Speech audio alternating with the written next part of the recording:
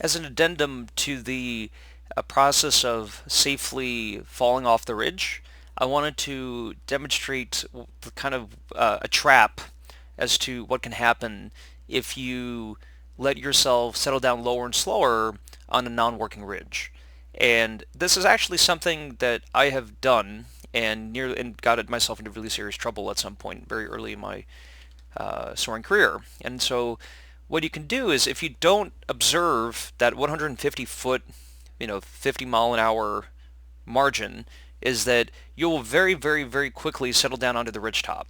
Now, again, if the ridge is not working, it's not going to sustain you. And the problem is that the first time you encounter this situation in anywhere is that you'll probably have about a dozen successful ridge flights locally or otherwise.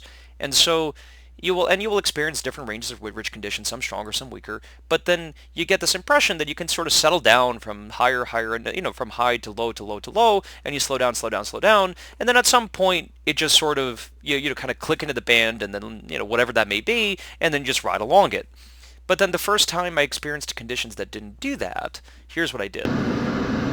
So here I am, and I'm settling down, and I'm flying now, getting lower and lower and lower and lower, and then right about here, see, now I'm level with ridgetop, and now that I can't say, I don't know, and I'm trying to kind of keep myself at ridgetop, of course. So what do you start doing if you are not paying attention? You start slowing down. And so what I ended up doing was I ended up slowing down and slowing down, slowing down, slowing down, slowing down. My stick was getting all the way back, a little bit more, a little bit more. And then right about here, I found a little bit of a thermal. I saw an eagle circling off my right in the real case. And so with the stick all the way back, I started turning to the right, and I wasn't at the point where I actually started departing, but what I ended up doing was, as I started turning to the right, I was going about 32 miles an hour, because I hadn't paid attention to my airspeed, and then as I started turning to the right, I felt the glider start buffeting at 20 degrees of bank, and that got my attention really quickly, and when that started happening, I noticed my yaw string was canted into the turn, and and I had enough sense to then unload the glider. I just push the stick forward, and then promptly landed in that case at Cherry Valley Airport, which was still an airport at the time. But the point is if the ridge is not working, you have to be really mindful of your airspeed and your altitude, and that both of them are going to get eroded very, very, very quickly, and that and it is remarkably easy to fall into this trap unless you really think through it.